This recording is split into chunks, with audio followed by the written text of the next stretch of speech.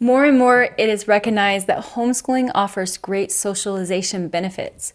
Often now, when I tell people that my family homeschools, I hear things like, oh yeah, my neighbors homeschool and their children are amazing. Or, I thought about homeschooling, I'm so impressed with the homeschooling families I've met. Several years ago, though, when people heard I homeschooled, almost always their first question was about social concerns. I'm glad stereotypes are changing because homeschooling is actually a powerful way to mold respectful, confident, happy children, and social concerns should not keep you from homeschooling. Recently, I met a family with 5 children from ages 4 to 13 years old. I was so incredibly impressed with the children's confidence, manners, and just the light that was apparent in them that I turned to the mother and asked, "What do you do to raise children like this?" She smiled and said, "I homeschool them." This made me smile too because this was not the first time I had been impressed with homeschooled children. I have met a huge number of homeschool families through the work that I do, and the children themselves are a testimony to the social blessings of homeschool. Dr. Raymond Moore said, "Much of what we call socialization in schools is actually peer pressure. Real social skills develop from interacting with people of all ages." Many parents fear that their children will be socially awkward if they are not in a classroom with kids for hours a day. But this is not what makes socially adjusted kids. If the definition of socially adjusted means a person can interact effectively, respectfully, and comfortably with others in a variety of social settings. David Guterson noted, in most cultures throughout history, children learned by watching and interacting with adults, not by isolating with large groups of same-age peers. And Brian D. Ray said, children who are homeschooled often develop maturity and social grace by regularly interacting with adults and younger children rather than being locked into peer conformity. We must not forget historical figures that had amazing, even powerful social skills, even though they were homeschooled or mainly homeschooled, spending the vast majority of their childhood with their family.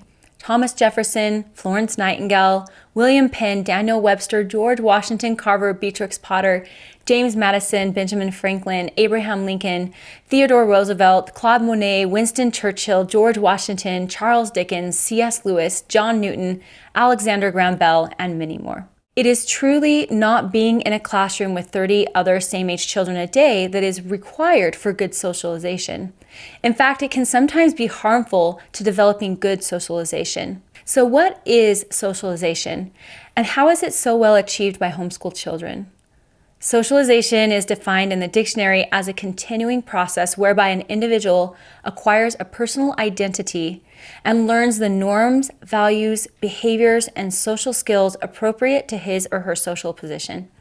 When children are surrounded all day with large groups of peers, the tendency is to base personal identity on popularity, conformity, social media, physical body image, etc. Remember that social skills are learned at home and in families, which are where our skills can be also tested the most. We shouldn't forget that social skills don't just mean interactions outside of our family. John Holt said, "I think the socializing aspects of school are 10 times as likely to be harmful as helpful. The human virtues, kindness, patience, generosity, etc. are learned by children in intimate relationships, maybe groups of 2 or 3. By and large, human beings tend to behave worse in large groups, like you find in school. There they learn something quite different: popularity, conformity, bullying, teasing, things like that. They can make friends after school hours, during vacations, at the library, in church." Another quote says, "A family member asked my wife, 'Aren't you concerned about our son's socialization with other kids?' My wife gave this response: 'Go to your local middle school, junior high, or high school, walk down the hallways, and tell me which behavior you see that you think our son should emulate.'" I once heard someone say, "Aren't homeschooled children like a plant grown in a greenhouse, and as soon as they are set outside, they just wither and fall over?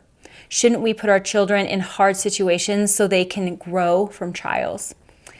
My answer to these questions is that it is hard to grow a healthy plant in the first place in toxic soil. Children need nutrient-rich soil as they grow: love, safety, the best of literature, truth, God, family. These things grow strong minds and hearts strong enough to withstand the elements as they start to be set outside the greenhouse, to be hardened off over time, until they are ready to thrive outside, strong and healthy. It is important that homeschool children, especially as they grow older, do have interactions with people outside their homes. Friendship and interaction are important, and some children naturally need more social experiences than others. There are so many amazing opportunities for homeschools out there to have mentors and teachers outside the home, but the great thing is, with homeschooling, you get to choose who those people are that influence your child. There are so many ways and opportunities for positive socialization outside of traditional school settings. If you feel homeschooling could be beneficial to your child, but you are worried about socialization, put that fear to rest. You can model good social skills for your child. Get them involved in activities outside the home and immerse them in books that model healthy socialization. For me and for many others, the positives of socialization for homeschooled children is one of the greatest blessings and results of homeschooling.